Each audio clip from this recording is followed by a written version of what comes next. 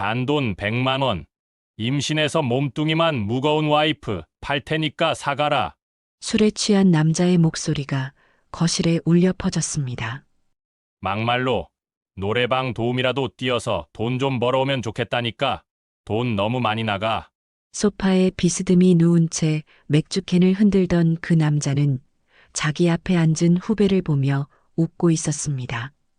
임신 7개월의 배를 안고 주방에 서 있던 여자는 그 말을 듣는 순간 손에 들고 있던 국자를 떨어뜨릴 뻔했습니다. 농담이겠지. 그렇게 생각하려 했습니다. 하지만 남편의 눈빛은 진지했습니다. 형, 그게 무슨 말씀이세요? 후배가 당황한 표정으로 물었습니다. 말 그대로야. 100만 원 지금 당장 줄 수 있으면 데려가. 데리고 있기 버겁다. 순간의 정적. 그리고 후배는 예상치 못한 대답을 했습니다. 좋아요. 지금 바로 송금할게요. 휴대폰을 꺼낸 후배의 손가락이 화면을 몇 번 터치하더니 알림음이 울렸습니다. 송금 완료. 100만 원. 남편은 순간 당황한 표를 지었지만 곧 휴대폰을 확인하고는 헛웃음을 지었습니다. 야, 너 진짜 미쳤냐? 아니요, 형이 먼저 제안하셨잖아요. 후배는 일어서서 주방에 서 있던 여자를 향해 고개를 돌렸습니다. 누나, 가시죠. 여자는 아무 말 없이 조용히 앞치마를 벗었습니다. 그리고 현관문을 열고 나갔습니다. 뒤에서 남편의 목소리가 들려왔지만 여자는 뒤돌아보지 않았습니다. 이 황당한 거래의 시작, 그리고 그 뒤에 숨겨진 아무도 예상하지 못한 반전의 이야기. 대체 이 여자에게 무슨 일이 있었던 걸까요? 그리고 이 거래는 정말 단순한 농담이었을까요? 이 놀라운 이야기가 궁금하시다면 잠시 구독 버튼을 눌러주세요. 평범해 보이는 사람들의 숨겨진 이야기를 매일 전해드립니다. 세라는 배를 부여잡고 복지센터 계단을 천천히 내려왔습니다. 임신 7개월. 배가 불러올수록 몸은 무거워졌고 퇴근길은 갈수록 고됐습니다. 선생님, 오늘도 고생 많으셨어요. 뒤에서 동료의 밝은 목소리가 들렸습니다. 세라는 억지로 미소를 지으며 손을 흔들었습니다. 복지센터에서의 그녀는 누구보다 따뜻하고 헌신적인 사람이었습니다. 선생님 덕분에 제가 살았어요. 정말 감사합니다. 오늘도 한 어르신이 그녀의 손을 꽉 잡고 눈물을 글썽였습니다. 세라는 그 손을 다시 한번 감싸며 말했습니다. 괜찮으세요? 언제든 연락하세요. 하지만 그 따뜻한 미소는 집 앞 골목에 들어서는 순간 사라졌습니다. 현관문을 열자 익숙한 냄새가 코를 찔렀습니다. 술과 담배, 그리고 묵은 음식 냄새. 거실 소파에는 남편 기태가 누워 있었습니다. 게임기 컨트롤러를 손에 쥔 채 TV 화면만 멍하니 바라보고 있었습니다. 왔어? 기태는 고개도 돌리지 않고 말했습니다. 세라는 대답 대신 조용히 부엌으로 들어갔습니다. 냉장고를 열었습니다. 남은 반찬도 별로 없었습니다. 오늘도 뭔가 만들어야 했습니다. 야, 밥은 언제 돼? 소파에서 기태의 목소리가 들려왔습니다. 조금만 기다려. 세라는 최대한 차분하게 대답했습니다. 하지만 기태는 벌떡 일어나더니 부엌으로 걸어왔습니다. 맥주캔을 손에 든 채 조금만 기다리라고? 나 배고픈데? 지금 하고 있잖아. 임신했다고 다야? 임신해서 몸만 무거워져서 큰일이네. 차라리 술집이라도 나가서 돈이나 벌어오지. 사회복지사가 뭐냐, 사회복지사가. 세라의 손이 멈췄습니다. 칼을 쥔 손이 미세하게 떨렸습니다. 하지만 그녀는 아무 말도 하지 않았습니다. 대꾸하면 더 심해질 걸 알았기 때문입니다. 기태는 비웃음을 흘리며 다시 소파로 돌아갔습니다. 그리고 맥주를 한 모금 들이켰습니다. 세라는 눈을 감았습니다. 숨을 깊게 들이마셨습니다. 그리고 다시 칼을 움직였습니다. 30분 뒤 밥상이 차려졌습니다. 된장찌개, 김치, 계란말이. 많지 않지만 정성껏 차린 밥상이었습니다. 기태는 숟가락을 들더니 한 숟가락 떠서 입에 넣었습니다. 그리고 인상을 찌푸렸습니다. 이게 뭐야? 간도 안 맞네. 미안해. 다시 할게. 다시는 무슨. 그냥 먹어야지. 배고픈데. 기태는 짜증스럽게 밥을 먹기 시작했습니다. 세라는 그 모습을 바라보다가 자기 방으로 들어갔습니다. 침대에 누웠습니다. 배를 감싸며 천장을 바라봤습니다. 언제까지 이렇게 살아야 하지? 그 생각이 머릿속을 맴돌았습니다. 하지만 답은 없었습니다. 임신한 몸으로 갈 곳도 없었습니다. 부모님은 일찍 돌아가셨고 친척들과도 연락이 끊긴 지 오래였습니다. 결혼하면서 모든 걸 기태에게 맡겼습니다. 그게 실수였다는 걸 이제야 깨달았습니다. 하지만 늦었습니다. 아니, 늦었다고 생각했습니다. 그때 휴대폰이 울렸습니다.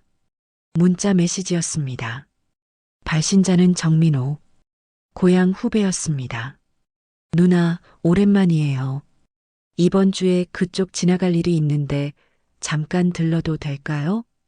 세라는 잠시 망설이다가 답장을 보냈습니다. 그래, 들러. 밥 먹고 가. 민호는 착한 후배였습니다. 고향에서 함께 자랐고 세라를 친누나처럼 따랐습니다. 결혼 전까지는 자주 연락했지만 결혼 후로는 뜸해졌습니다. 기태가 싫어했기 때문입니다.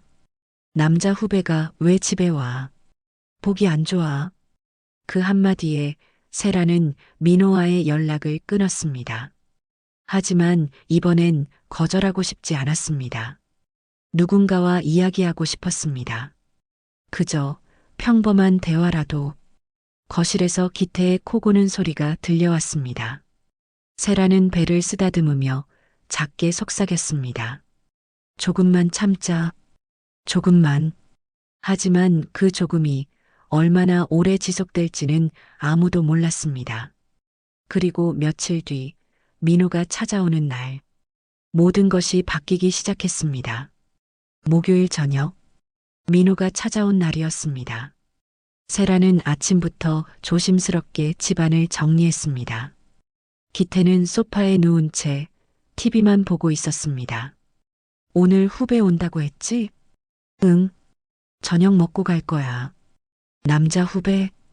기태의 목소리에 날이 서 있었습니다. 어릴 때부터 알던 앤데. 동생 같은 애야. 흥? 뭐 어쩌라고. 기태는 다시 TV에 시선을 고정했습니다. 세라는 한숨을 참으며 부엌으로 들어갔습니다. 저녁 6시. 초인종이 울렸습니다. 누나. 밝은 목소리와 함께 민호가 현관에 섰습니다. 손에는 과일 바구니를 들고 있었습니다. 어머, 이런 거 안 가져와도 되는데. 누나가 임신하셨다고 들었어요. 몸조리 잘하셔야죠. 민호는 여전히 따뜻한 미소를 지었습니다. 세라는 그 미소를 보며 마음 한구석이 따뜻해지는 걸 느꼈습니다. 오랜만에 느껴보는 감정이었습니다. 거실로 안내하자 기태가 소파에서 일어났습니다. 오, 왔어? 형부, 오랜만입니다. 민호가 공손하게 인사했습니다. 기태는 대충 고개만 끄덕이고 다시 앉았습니다. 앉아. 밥곧 될 거야. 세라는 민호를 자리에 앉히고 다시 부엌으로 들어갔습니다. 30분 뒤 밥상이 차려졌습니다. 김치찌개, 제육볶음, 나물 몇 가지. 세라가 정성껏 준비한 음식이었습니다. 우와, 누나. 이거 다 만드셨어요? 응. 많이 먹어. 민호는 감격한 표정으로 숟가락을 들었습니다. 하지만 기태는 찌개를 한 숟가락 뜨더니 인상을 찌푸렸습니다. 이게 뭐야? 맵기만 하네. 미안해. 내가 고춧가루를 좀 많이 넣었나 봐. 제 입엔 딱 좋은데요. 정말 맛있어요, 누나. 민호가 재빨리 말했습니다. 기태는 민호를 힐끗 쳐다보더니 맥주캔을 따서 마셨습니다. 식사는 어색한 침묵 속에서 진행됐습니다. 민호는 밝게 이야기를 꺼내려 했지만 기태의 냉랭한 반응에 점점 말이 줄어들었습니다. 형부, 요즘 어떻게 지내세요? 뭐 그냥 별일 없지. 일은 잘 되세요? 일? 일이 뭐가 있어. 요즘 경기가 안 좋아서. 기태는 비웃듯 말하며 맥주를 또 한 모금 마셨습니다. 민호는 더 이상 묻지 않았습니다. 식사가 끝나고 세라가 설거지를 하는 동안 민호와 기태는 거실에 앉아 있었습니다. 기태는 계속 맥주를 마셨습니다. 이미 5캔째였습니다. 야, 민호야. 네, 형. 너 카페 한다며? 장사 잘 돼? 그냥 그렇게 벌어먹고 살 정도예요. 돈 좀 있겠네. 민호는 뭔가 불편한 느낌이 들었지만 그냥 웃으며 넘어갔습니다. 형, 술 좀 그만 드세요. 누나가 임신 중이잖아요. 임신? 임신했다고 뭐가 달라져? 오히려 더 힘들어. 돈은 안 벌어오지, 집안일은 제대로 못하지. 세라는 부엌에서 그 말을 듣고 설거지하던 손을 멈췄습니다. 가슴이 철렁 내려앉았습니다. 형, 그런 말씀하시면 안 되죠. 왜? 사실이잖아. 사회복지사가 뭐냐고. 남 도와주느라 정작 집안은 엉망이야. 기태의 목소리가 점점 커졌습니다. 민호는 불편한 표정으로 자리에서 일어나려 했습니다. 형, 저 그만 가볼게요. 야, 잠깐만. 내가 좋은 제안 하나 할게. 기태가 비틀거리며 일어났습니다.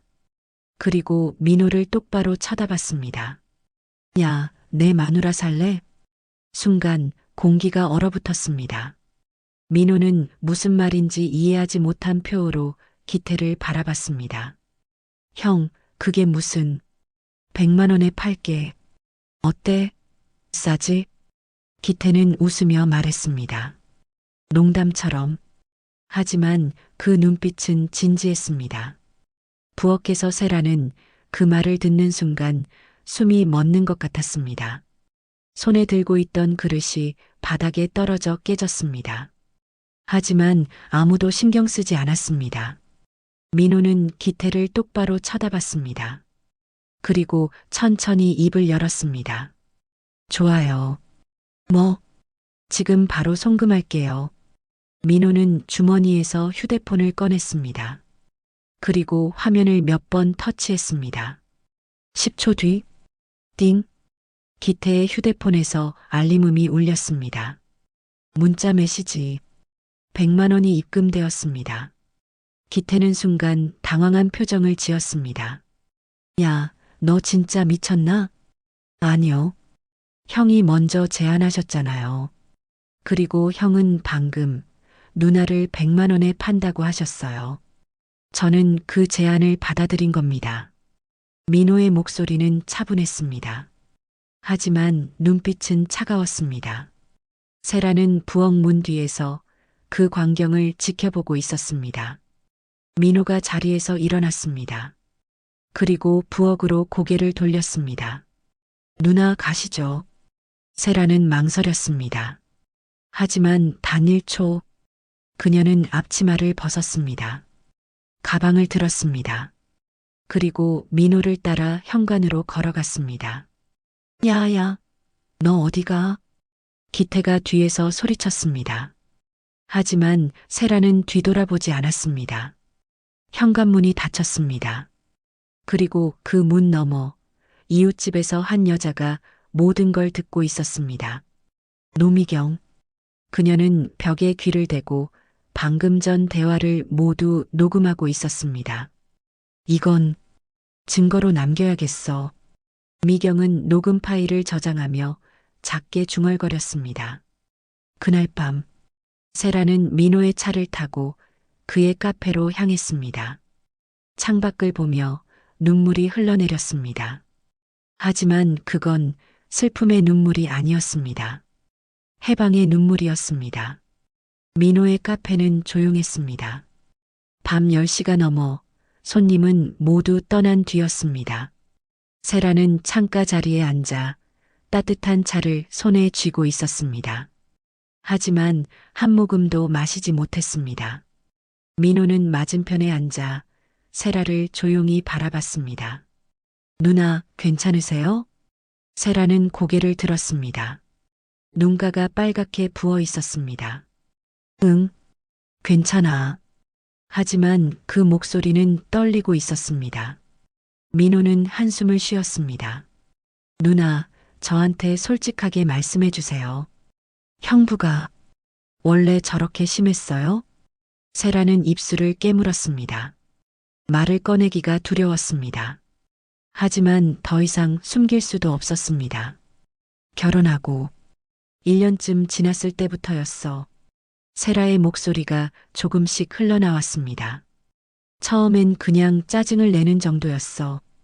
일이 안 풀린다고, 돈이 없다고. 그러다가 술을 마시기 시작했고, 술만 마시면 욕을 했어. 처음엔 참았어. 힘든 시기니까 지나가겠지 싶었어. 민호는 아무 말 없이 들었습니다. 근데 점점 심해졌어. 일도 그만뒀고 집에만 있으면서 게임만 했어. 돈은 내가 벌어오는데 그마저도 부족하다고 했어. 임신한 걸 알았을 때는 정말 기뻤어. 아이가 생기면 달라질 거라고 생각했거든. 세라는 눈물을 닦았습니다. 근데 더 심해졌어. 임신했다고 돈만 처먹는다고 몸만 무거워졌다고 매일 그런 말을 들었어. 나도 사람인데 그런 말 들으면 얼마나 아픈지. 목소리가 끊겼습니다. 민호는 주먹을 꽉 쥐었습니다. 누나, 그건 가정사가 아니에요. 범죄예요. 뭐? 폭언도 범죄예요. 게다가 오늘은 누나를 돈으로 거래했잖아요. 그건 명백한 인격 모독이고 증거만 있으면 법적으로 대응할 수 있어요. 세라는 고개를 저었습니다. 무슨 증거가 있겠어. 그냥 참고 살아야지. 안 돼요. 민호의 목소리가 단호했습니다. 누나, 이대로 참고 사시면 안 돼요. 아기도 있잖아요. 그 환경에서 아이를 키울 수 없어요. 세라는 배를 쓰다듬었습니다. 뱃속에서 아기가 움직이는 게 느껴졌습니다. 그래도 갈 곳이 없어. 제가 도와드릴게요. 민호는 휴대폰을 꺼냈습니다. 제 누나가 변호사예요. 인권 전문 변호사거든요. 한번 상담받아 보세요. 무료로 해줄 거예요. 변호사? 네. 이런 케이스 많이 다뤘어요. 누나 감정으로 싸우지 말고 증거로 움직이면 돼요. 민호는 누나에게 바로 연락했습니다. 전화벨이 2번 울리고 목소리가 들려왔습니다. 민호야, 이 밤에 왜? 누나, 급한 일이야. 지금 상담 좀 부탁해도 돼? 무슨 일인데? 내 친구가. 아니, 내가 아는 분이 가정폭력 피해를 받고 있어. 지금 당장 도움이 필요해. 전화 너머로 잠시 침묵이 흘렀습니다. 그리고 곧 다온의 목소리가 들렸습니다. 주소 보내. 지금 갈게. 30분 뒤 카페 문이 열렸습니다. 단정한 정장 차림의 여자가 들어왔습니다. 민호보다 몇 살 위로 보이는 날카로운 인상의 여자였습니다. 민호야, 누나 왔어? 다온은 세라를 보며 고개를 끄덕였습니다. 안녕하세요. 변호사 정다온입니다. 안녕하세요. 전세라예요. 다온은 자리에 앉으며 노트북을 꺼냈습니다. 시간이 없으니 바로 시작할게요. 지금까지 어떤 일이 있었는지 말씀해 주세요. 세라는 떨리는 목소리로 지금까지의 일을 설명했습니다. 폭언, 무시, 임신 중에도 계속된 학대, 그리고 오늘 있었던 100만 원 거래. 다온은 노트북에 빠르게 메모하며 들었습니다. 증거가 있나요? 증거요? 녹음 파일, 문자 메시지, 이체 내역, 뭐든 좋아요. 세라는 고개를 저었습니다. 아무것도 없어요. 다온은 잠시 생각하더니 세라를 똑바로 쳐다봤습니다. 그럼 지금부터 만들어야 해요. 네. 세라 씨, 감정으로 싸우면 져요. 법은 증거로 움직여요. 지금부터 남편의 폭언을 녹음하고 문자를 캡처하고 모든 걸 기록하세요. 하지만 무서우시죠? 알아요. 그래도 해야 해요. 아니면 평생 그렇게 살아야 해요. 다온의 목소리는 차가웠지만 그 안에는 진심이 담겨 있었습니다. 세라는 배를 감싸며 고개를 숙였습니다. 할 수 있을까요? 할 수 있어요. 제가 도와드릴게요. 그리고 민호도 있잖아요. 민호가 세라의 손을 꽉 잡았습니다. 누나, 혼자가 아니에요. 우리가 함께 할게요. 세라는 눈물을 닦았습니다. 그리고 천천히 고개를 끄덕였습니다. 할게요. 더 이상 참고 살 수 없어요. 다온은 미소를 지었습니다. 좋아요. 그럼 지금부터 계획을 세워볼까요? 다온은 노트북 화면을 세라 쪽으로 돌렸습니다. 첫째, 녹음. 남편이 폭언할 때마다 휴대폰으로 녹음하세요. 몰래요. 둘째, 문자. 모욕적인 문자가 오면 절대 지우지 말고 캡처하세요. 셋째, 이체 내역. 오늘 100만 원 거래 내역은 민호 씨가 갖고 있죠? 민호가 고개를 끄덕였습니다. 넷째, 증인. 이웃이나 지인 중에 남편의 행동을 목격한 사람이 있나요? 세라는 잠시 생각하다가 말했습니다. 옆집 아주머니. 미경 씨가 있어요. 벽이 얇아서 다 들렸을 거예요. 좋아요. 나중에 증언을 부탁해 보세요. 다온은 노트북을 닫으며 말했습니다. 세라 씨, 이 과정이 쉽지 않을 거예요. 하지만 끝까지 참으세요. 스스로 무너지게 만들어야 해요. 그래야 법이 당신 편이 돼요. 세라는 다온을 똑바로 쳐다봤습니다. 그리고 처음으로 단단한 눈빛을 보였습니다. 알겠습니다. 제가 해볼게요. 그날 밤, 세라는 민호의 도움으로 근처 모텔에 짐을 풀었습니다.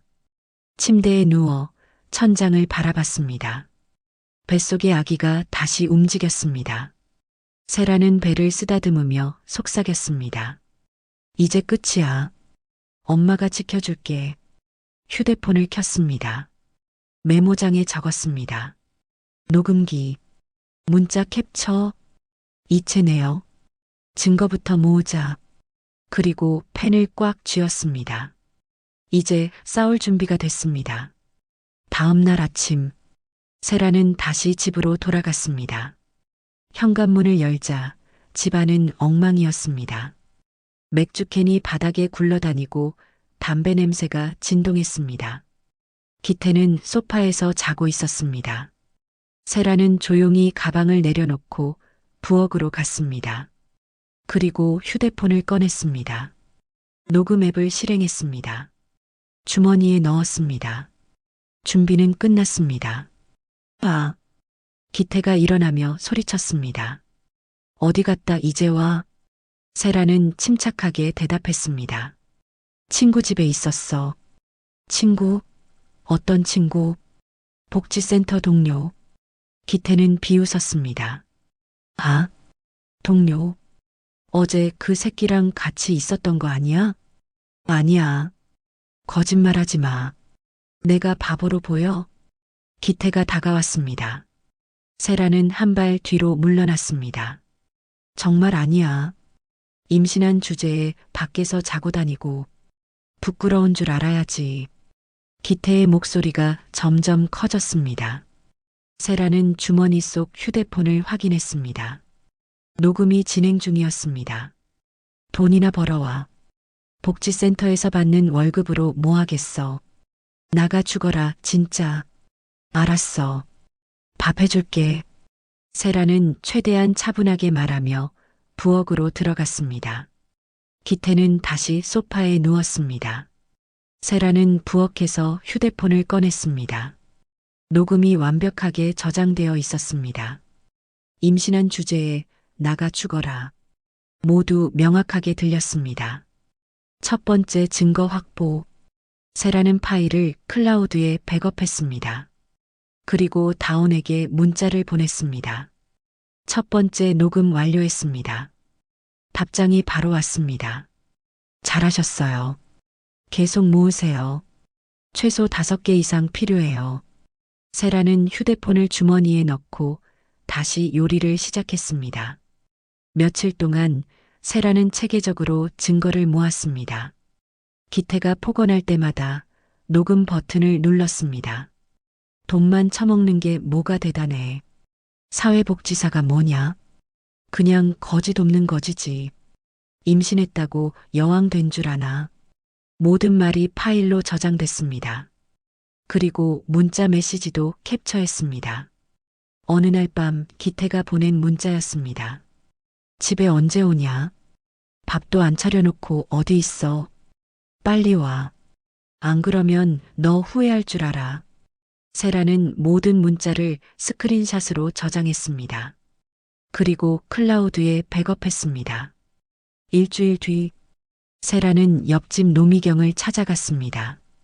조심스럽게 초인종을 눌렀습니다. 누구세요? 저 옆집 사는 세라예요. 문이 열렸습니다. 미경은 세라를 보며 놀란 표정을 지었습니다. 어머, 세라 씨. 무슨 일이세요? 아주머니, 잠깐 이야기 좀 할 수 있을까요?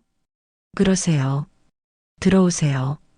미경의 집은 깨끗하고 정돈되어 있었습니다. 세라는 자리에 앉으며 조심스럽게 입을 열었습니다. 아주머니, 혹시 저희 집에서 나는 소리 들으신 적 있으세요?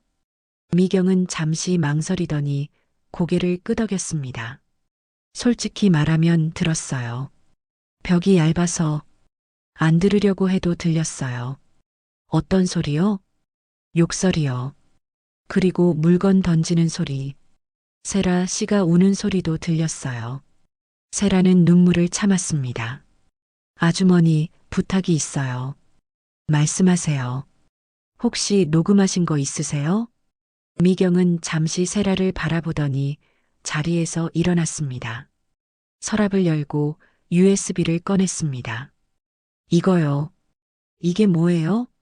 저도 참다 못해서 녹음했어요.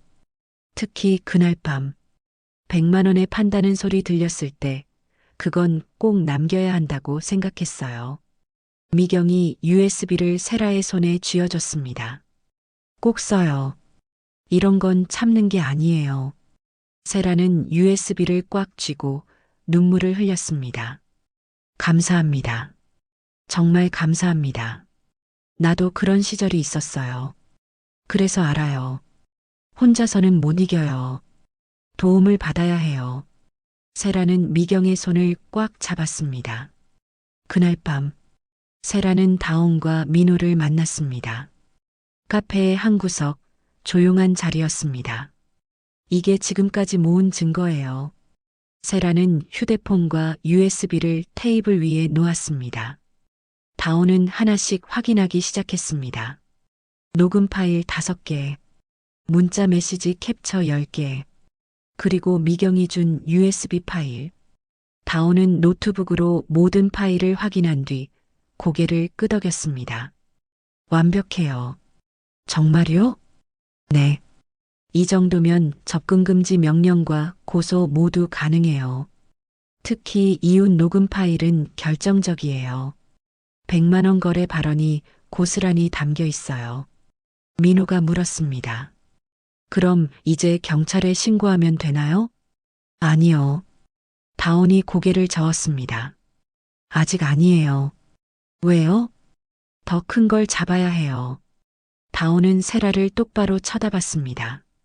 세라 씨, 남편이 곧 연락할 거예요. 100만 원 때문에.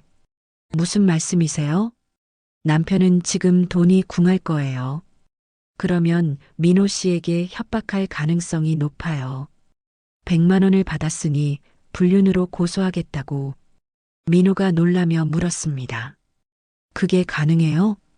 법적으론 불가능해요. 하지만 남편은 모를 거예요. 그리고 그 과정에서 협박 증거를 확보할 수 있어요. 다온의 눈빛이 날카로웠습니다. 그때까지 참으세요. 스스로 무너지게 해야 해요. 그래야 완벽하게 끝낼 수 있어요. 세라는 배를 쓰다듬으며 고개를 끄덕였습니다. 알겠습니다. 끝까지 해볼게요. 민호가 세라의 손을 잡았습니다. 누나, 무서우시면 언제든 연락하세요. 제가 바로 갈게요. 고마워, 민호야. 그날 밤 세라는 다시 모텔로 돌아갔습니다. 침대에 누워 휴대폰을 켰습니다. 증거 파일을 하나씩 확인했습니다. 모든 파일이 완벽하게 저장되어 있었습니다. 세라는 눈을 감았습니다. 그리고 속삭였습니다. 이제 끝이야. 곧 끝나. 하지만 진짜 끝은 아직 시작되지 않았습니다. 며칠 뒤 민호의 휴대폰이 울렸습니다. 발신자는 기태였습니다. 그리고 그 통화는 모든 걸 끝낼 마지막 증거가 될 예정이었습니다. 금요일 밤 11시, 민호는 카페 정리를 끝내고 의자에 앉아 있었습니다. 오늘 하루도 길었습니다. 손님도 많았고 정신없이 바빴습니다. 하지만 마음 한구석은 계속 무거웠습니다. 세라 누나 생각 때문이었습니다. 휴대폰을 확인했습니다. 세라에게서 온 문자가 있었습니다. 오늘도 무사히 지났어. 걱정 마. 민호는 안도의 한숨을 쉬었습니다. 그때 휴대폰이 울렸습니다. 발신자를 확인하는 순간 몸이 굳었습니다. 박기태. 민호는 잠시 망설이다가 전화를 받았습니다. 여보세요. 야, 민호야. 기태의 목소리는 술에 취해 있었습니다. 형, 너 지금 뭐해? 카페 정리 중이에요. 그래, 장사 잘 되지? 그냥 그래요. 하, 겸손하긴. 그날 100만 원 바로 쏘는 거 보니까 돈 좀 있는 것 같던데. 민호는 입술을 깨물었습니다. 이 통화가 어디로 흘러갈지 예상됐습니다. 그건 그냥, 야, 근데 말이야. 기태의 목소리가 갑자기 낮아졌습니다. 그날 100만 원 진짜 받은 거 맞지? 형이 계좌 확인하셨잖아요. 그래, 맞아. 근데 말이야, 생각해보니까 이거 좀 이상한데? 뭐가요? 내 마누라를 데려갔잖아. 법적으론 아직 내 아내야. 근데 너랑 같이 있다는 거, 이거 불륜 아니야? 민호는 심호흡을 했습니다. 다온 누나의 말이 떠올랐습니다. 협박할 거예요. 그때 녹음하세요. 민호는 조용히 휴대폰 스피커 버튼을 눌렀습니다. 그리고 책상 위에 놓았습니다. 녹음 앱을 실행했습니다. 형, 그건 형이 먼저 판 거잖아요. 판 게 아니라 농담이었어. 근데 너는 진짜로 돈을 준 거고 형이 받으셨잖아요. 그건 그렇지. 근데 말이야, 이거 법적으로 따지면 불륜이야. 알지? 불륜으로 고소하면 합의금 꽤 나와. 기태의 목소리에 욕심이 묻어났습니다. 한 1,000만 원쯤은 되겠지? 나도 돈 좀 만져야겠어. 요즘 팍팍하거든. 민호는 주먹을 꽉 쥐었습니다. 하지만 목소리는 차분하게 유지했습니다. 형, 그게 무슨 말씀이세요? 무슨 말이긴. 돈 내놓으라는 소리야. 안 그러면 고소할 거야. 경찰서 가서 불륜이라고 신고하면 너 끝이야. 형, 저는 누나한테 아무것도 안 했어요. 누가 믿어? 같이 있었잖아. 그것만으로도 충분해. 그건 형이. 시끄러워. 어쨌든 나한테 1,000만 원 줘. 그럼 조용히 넘어갈게. 안 그러면 법정에서 보자. 민호는 녹음 버튼을 확인했습니다. 빨간 불이 깜빡이고 있었습니다. 완벽하게 녹음되고 있었습니다. 민호는 차분하게 말했습니다. 형, 당신이 지금 저를 협박하고 있는 거예요? 협박? 이게 협박으로 들려? 그냥 합의하자는 거지. 형, 당신이 누나를 100만 원에 판 겁니다. 그건 형이 먼저 제안했고 저는 그 제안을 받아들인 거예요. 그게 불륜이 될 수 없어요. 야, 너 지금 말대꾸하냐? 좋아. 그럼 경찰서 가자. 내일 당장 신고할 거야. 그러세요. 민호의 목소리는 더 이상 떨리지 않았습니다. 그런데 형, 그 말 다 녹음됐어요. 뭐? 방금 형이 저한테 1,000만 원 요구한 거, 협박한 거, 전부 녹음됐어요. 저는 지금 스피커폰으로 통화하고 있고 녹음 앱도 켜져 있어요. 전화 너머로 침묵이 흘렀습니다. 야, 너. 형, 누나를 100만 원에 판 것도 증거 있어요. 이체 내역도 있고 그날 대화도 이웃이 녹음했어요. 그리고 형이 누나한테 한 폭언도 전부 녹음되어 있어요. 기태의 숨소리가 거칠어졌습니다. 뭐라고? 형은 지금 협박죄로 고소당할 수 있어요. 게다가 배우자 학대, 모욕죄도 추가될 거예요. 야, 이 새끼가. 욕설도 녹음되고 있어요. 계속하시겠어요? 기태는 아무 말도 하지 못했습니다. 민호는 천천히 말을 이었습니다. 형, 저는 누나를 도와줄 거예요. 법적으로요. 변호사도 준비되어 있어요. 형이 지금까지 누나한테 한 모든 것 법정에서 밝혀질 거예요. 너 감히. 저는 감히가 아니라 당연히 해야 할 일을 하는 거예요. 누나는 더 이상 형의 소유물이 아니에요. 민호는 통화를 끊었습니다. 손이 떨렸습니다. 하지만 후회는 없었습니다. 즉시 녹음 파일을 저장했습니다. 그리고 세라와 다온에게 전송했습니다. 협박 녹음 확보했습니다. 3분 뒤 다온에게서 전화가 왔습니다. 민호야, 완벽해. 이제 움직일 때야. 정말요? 응. 내일 아침에 경찰서 갈 거야. 세라 씨한테 연락해. 같이 가자고. 알겠어요, 누나. 민호는 바로 세라에게 전화했습니다. 누나, 저예요. 민호야, 파일 받았어. 고마워. 세라의 목소리는 떨리고 있었습니다. 하지만 그 안에는 희망이 담겨 있었습니다. 누나, 내일 아침에 경찰서 가요. 다온 누나가 같이 간대요. 정말? 네. 이제 끝이에요. 누나가 자유로워질 거예요. 세라는 한참 동안 아무 말도 하지 못했습니다. 그리고 작게 속삭였습니다. 고마워, 민호야. 정말 고마워. 누나, 혼자가 아니에요. 저희가 있어요. 통화를 끝낸 뒤 민호는 창밖을 바라봤습니다. 밤하늘에 별이 빛나고 있었습니다. 내일이면 모든 게 끝날 것입니다. 그날 밤 세라는 침대에 누워 배를 쓰다듬었습니다. 곧 끝나. 조금만 더 참자. 휴대폰에서 녹음 파일을 재생했습니다. 기태의 협박 음성이 또렷하게 들렸습니다. 1,000만 원 줘. 안 그러면 고소할 거야. 세라는 눈을 감았습니다. 눈물이 흘러내렸습니다. 하지만 이번엔 슬픔의 눈물이 아니었습니다. 해방의 눈물이었습니다. 이젠 끝이야. 다음 날 아침, 세라, 민호, 다온은 경찰서 앞에 섰습니다. 세라는 가방 속에 모든 증거를 담아왔습니다. 녹음 파일, 문자 캡처, 이체 내역, 이웃의 USB, 그리고 기태의 협박 녹음. 모든 것이 준비되었습니다. 다온이 세라의 어깨를 토닥였습니다. 준비됐어요?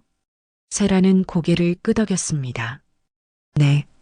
이제 끝낼게요. 세 사람은 경찰서 문을 열고 들어갔습니다. 그리고 그 순간 박기태의 인생도 끝나기 시작했습니다. 경찰서 민원실은 조용했습니다. 아침 9시 사람들이 아직 많지 않았습니다. 세라, 민호, 다온은 창구 앞에 섰습니다. 가정폭력 신고하러 왔습니다. 다온이 차분하게 말했습니다. 담당 직원이 서류를 꺼냈습니다. 세라는 떨리는 손으로 펜을 잡았습니다. 신고서를 작성하기 시작했습니다. 가해자 이름, 관계, 피해 내용, 한 글자 한 글자 적어 내려갔습니다. 30분 뒤 형사 장도겸이 나타났습니다. 40대 중반의 단정한 인상이었습니다. 가정폭력 전담 형사 장도겸입니다. 안녕하세요.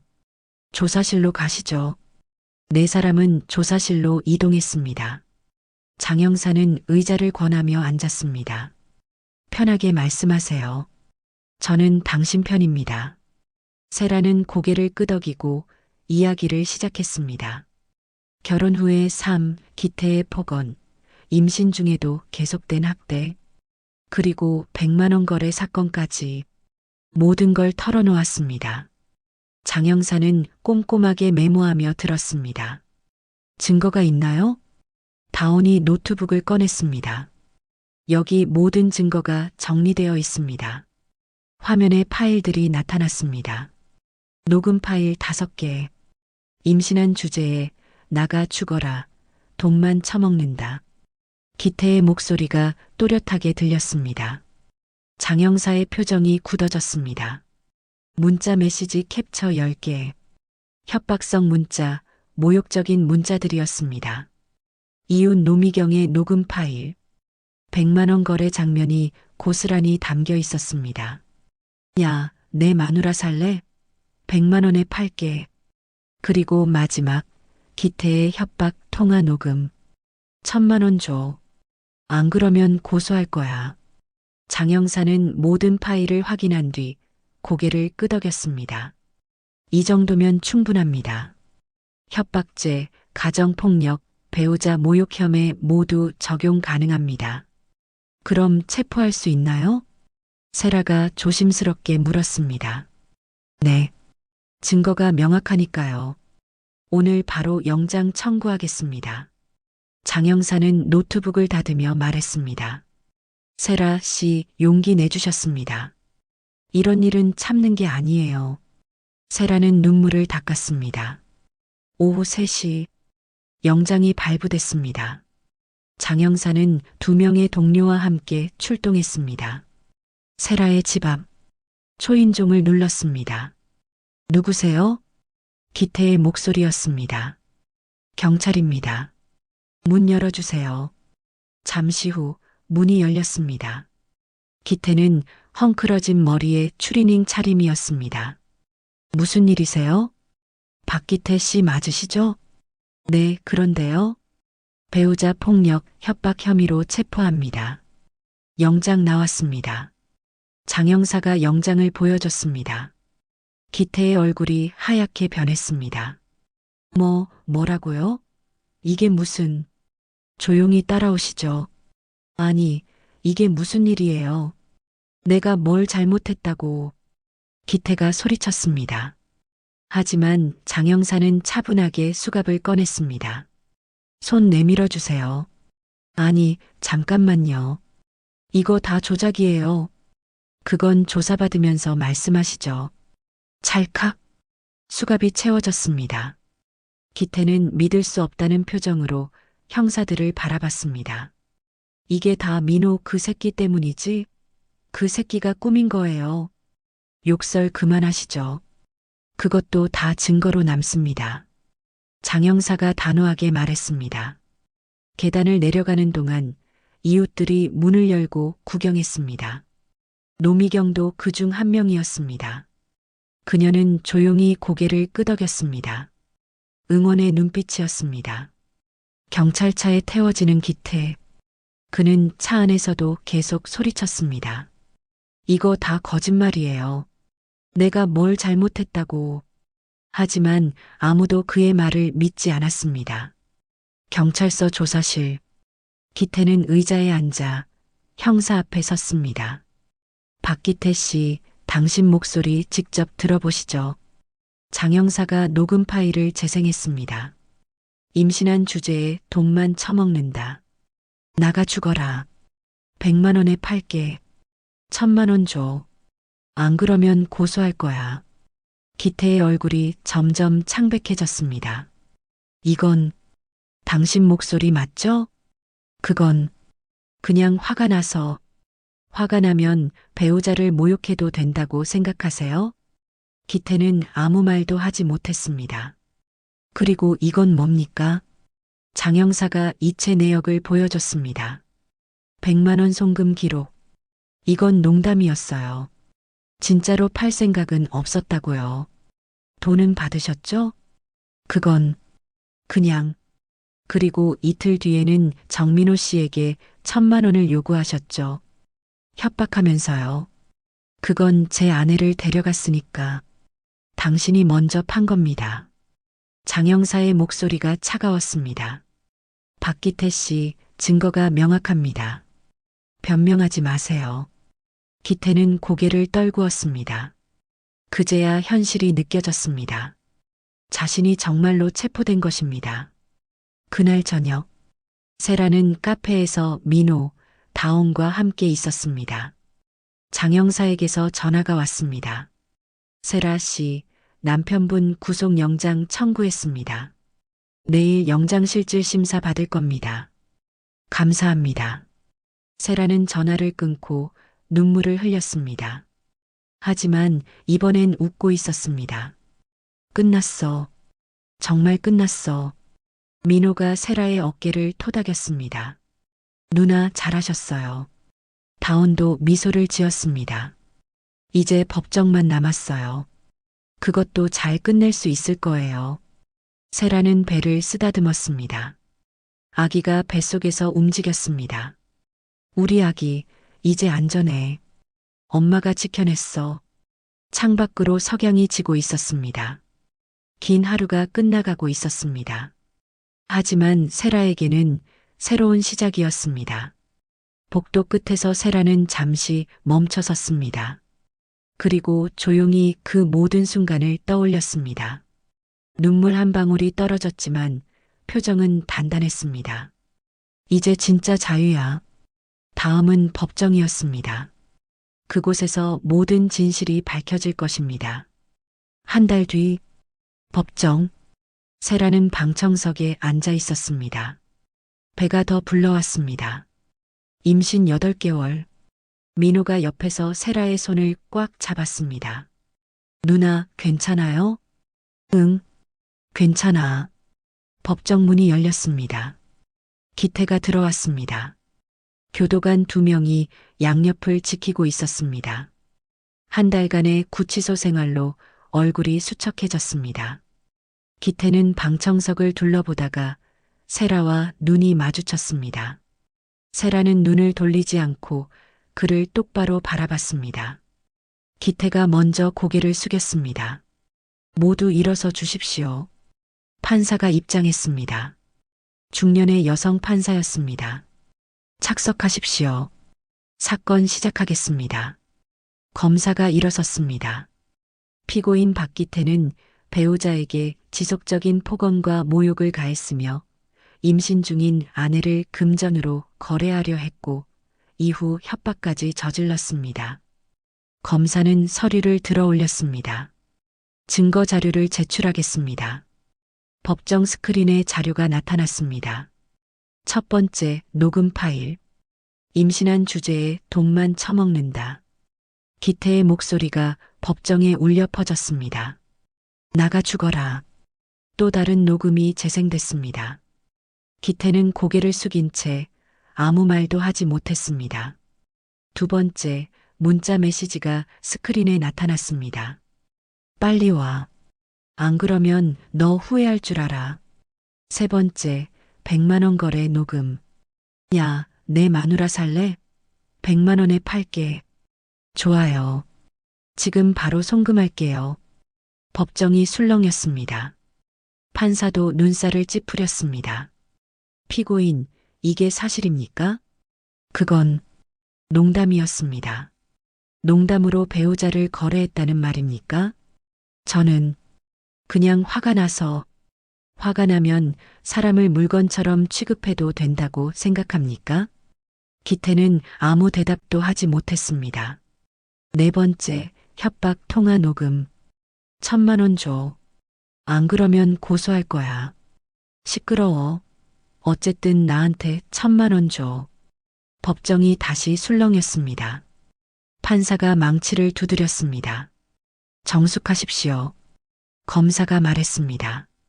피고인의 행위는 명백한 가정폭력이며 협박죄에 해당합니다. 엄중한 처벌을 요청합니다. 다운이 자리에서 일어났습니다. 판사님, 저는 피해자를 대리하는 변호사 정다운입니다. 다운은 차분하지만 단호한 목소리로 말했습니다. 피해자 전세라 씨는 임신 중에도 지속적인 학대를 받았습니다. 폭언, 모욕, 무시, 매일이 지옥이었습니다. 다운은 진술서를 읽기 시작했습니다. 저는 매일 아침 눈을 뜨는 게 두려웠습니다. 남편이 무슨 말을 할지 알 수 없었기 때문입니다. 세라는 눈물을 닦았습니다. 민호가 그녀의 어깨를 감싸 안았습니다. 임신 사실을 알렸을 때 기뻤습니다. 하지만 남편은 더 심해졌습니다. 그날 밤 남편이 저를 100만 원에 판다고 했을 때 저는 더 이상 사람이 아니라는 걸 느꼈습니다. 방청석에서 흐느끼는 소리가 들렸습니다. 하지만 저는 포기하지 않았습니다. 뱃속의 아이를 위해서라도 싸워야 한다고 생각했습니다. 다온은 진술서를 내려놓고 판사를 똑바로 바라봤습니다. 판사님, 피해자는 용기를 냈습니다. 이것은 단순한 부부 싸움이 아닙니다. 명백한 범죄입니다. 피고인은 반성하지 않고 있습니다. 여전히 농담이었다고 변명합니다. 엄중한 처벌이 필요합니다. 다온은 자리에 앉았습니다. 판사가 기태를 바라봤습니다. 피고인 할 말 있습니까? 기태는 떨리는 목소리로 말했습니다. 죄송합니다. 제가 잘못했습니다. 무엇을 잘못했습니까? 제가 아내를 힘들게 했습니다. 그것뿐입니까? 기태는 고개를 숙였습니다. 더 이상 할 말이 없었습니다. 판사는 서류를 정리하며 말했습니다. 증거가 명확하고 피고인도 사실관계를 인정했습니다. 선고는 일주일 후에 하겠습니다. 판사가 망치를 두드렸습니다. 법정을 나서는 세라. 다온이 다가왔습니다. 세라 씨, 잘하셨어요. 이제 거의 끝났어요. 세라는 배를 쓰다듬으며 창밖을 바라봤습니다. 햇살이 따뜻했습니다. 이제 정말 자유로워지는 거죠? 네. 당신은 이겼어요. 일주일 뒤 선고 공판. 판사가 판결문을 읽기 시작했습니다. 피고인 박기태는 배우자에게 지속적인 폭언과 모욕을 가했으며 협박 행위까지 저질렀습니다. 이는 명백한 가정폭력이며 용납할 수 없는 범죄입니다. 피고인 박기태에게 징역 2년을 선고합니다. 그리고 피해자에 대한 접근금지 3년을 명령합니다. 판사가 망치를 두드렸습니다. 세라는 눈을 감았습니다. 그리고 깊은 숨을 들이마셨습니다. 끝났습니다. 정말로 끝났습니다. 민호가 세라의 손을 꽉 잡았습니다. 누나, 축하해요. 세라는 말없이 눈물만 흘렸습니다. 해방의 눈물이었습니다. 그 후로 석 달이 흘렀습니다. 재판은 끝났고 아이는 무사히 태어났습니다. 봄, 복지센터 앞. 세라는 유모차를 밀며 천천히 걸었습니다. 유모차 안에는 갓 태어난 아기가 평화롭게 자고 있었습니다. 딸이었습니다.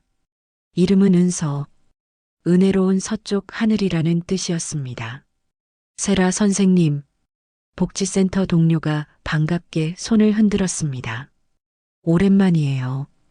복귀하시는 거예요? 네. 오늘부터요. 아이고, 아기 정말 예쁘네요. 동료가 유모차를 들여다보며 미소 지었습니다. 엄마 닮아서 예쁘겠어요. 세라는 수줍게 웃었습니다. 감사합니다. 사무실로 들어가는 세라. 책상은 그대로였습니다. 석 달 전 그대로. 하지만 세라는 달라져 있었습니다. 더 이상 두렵지 않았습니다. 더 이상 숨지 않았습니다. 세라 선생님, 오늘 상담 예약이 건 있어요. 동료가 서류를 건넸습니다. 가정폭력 피해자시래요. 상담 요청하셨어요. 세라는 서류를 받아들었습니다. 그리고 조용히 고개를 끄덕였습니다. 알겠습니다. 제가 하겠습니다. 오후 2시 상담실. 젊은 여자가 들어왔습니다. 20대 후반으로 보였습니다. 눈가가 붓고 손목에 멍이 있었습니다. 세라는 그 모습을 보는 순간 과거의 자신이 떠올랐습니다. 앉으세요. 여자는 조심스럽게 자리에 앉았습니다. 편하게 말씀하세요. 여긴 안전한 곳이에요. 세라의 목소리는 따뜻했습니다. 여자는 떨리는 목소리로 말하기 시작했습니다. 저 남편이 매일 때려요. 처음엔 안 그랬는데 결혼하고 나서. 세라는 조용히 고개를 끄덕이며 들었습니다. 술만 마시면 화를 내요. 제가 뭘 잘못했는지도 모르겠어요. 눈물이 흘러내렸습니다. 저는 어떻게 해야 할지 모르겠어요.